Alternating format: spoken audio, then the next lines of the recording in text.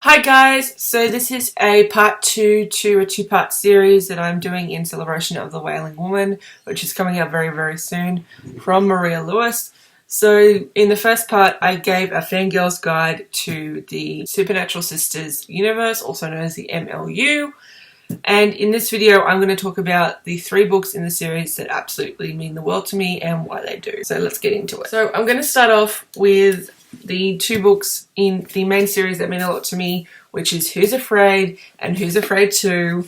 If you know me at all, you know I love these books, particularly because at the time that I bought these and at the time I was reading them, like Tommy, I was really mixed up and confused, and I had a lot of issues going on that I needed to work out and resolve. And these books gave me some validation that I was allowed to be feeling what I was feeling, and I was allowed to be angry and allowed to sort these issues out in my own time, and that gave me so much relief and just made me feel okay a bit. I love Tommy as a character. She is loud, she is sassy, she is great, she is a mess at times, she is great at times, and just to see a character like that and my age group in what I was dealing with made me feel not alone. And as particularly when we get into the second book, when she's dealing with a lot more stuff, I just felt this strong connection to this character because she was so much like me at that point.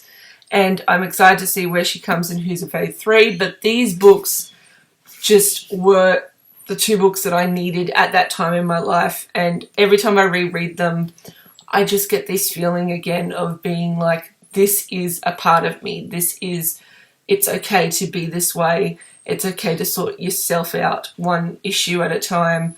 And she was just a character that I really loved and really needed. And I love her all the more for it. She is fantastic, and I highly recommend that you read these 2 books. And the other book that I'm going to talk about, which is no surprise to anyone who knows me and knows that I love this series so much, The Witch Who Courted Death. Now, I have said again, I have a review, I have a fangirling thing about this book, and the reason why I love this book so much, it is the first book I saw where the heroine was someone with a disability. Now, I have read many manga and many light novels where this has occurred, but this was the first Western book that I saw with a character. There was no mention of being inspirational. There was no mention of people saying how brave she was and how all this she was, which is normally what you see.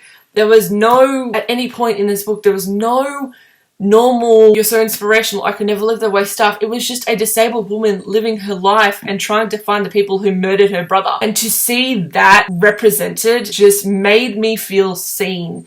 I like the fact that we don't get the I word in this book. I like the fact that the only time Casper is ever questioned about whether she can do something is her sort of future love interest who does it, but then once Casper says, well, I can do this, and she sees that she can do it, she doesn't question Casper again. Like, she learns from it. There's some scenes in there that really resonated with me about living with a disability, and there was this one scene which, in the grand scheme of things, it's a minor scene, but it meant so much to me, which is the scene with shoes.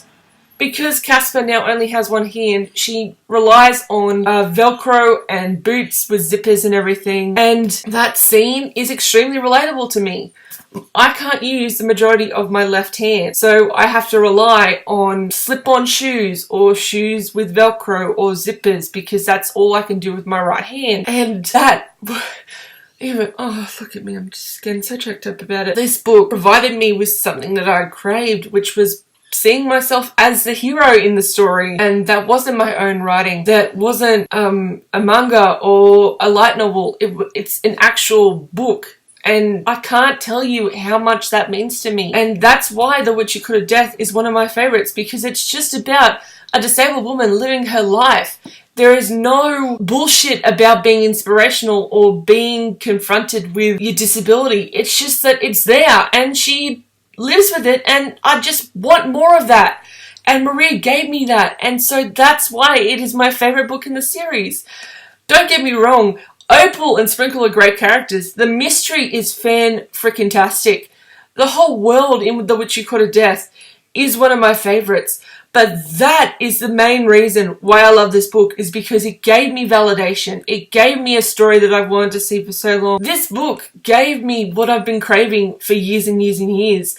And it's something I will always thank Maria for. And I can't wait for the next book in this series, because other people will get rep that they deserve, and it's a great feeling. And so that is why The Witch Who Caught Death and Who's a Friend, Who's Afraid Too are my favourite books, because they gave me validation and representation when I was feeling like I had none. So that's why these are my favourite books. I do highly recommend these books. Please read them. If you have read them, let me know what you think, and I will see you guys in the next video. And I'm so excited to meet Sadie in the next book, which is The Wailing Woman, which is about a female banshee in Sydney, and I'm here for it. I'm excited. So thank you so much, Maria, for these books, and I will forever buy anything you write. So thanks for watching, guys, and I'll see you guys in the next video.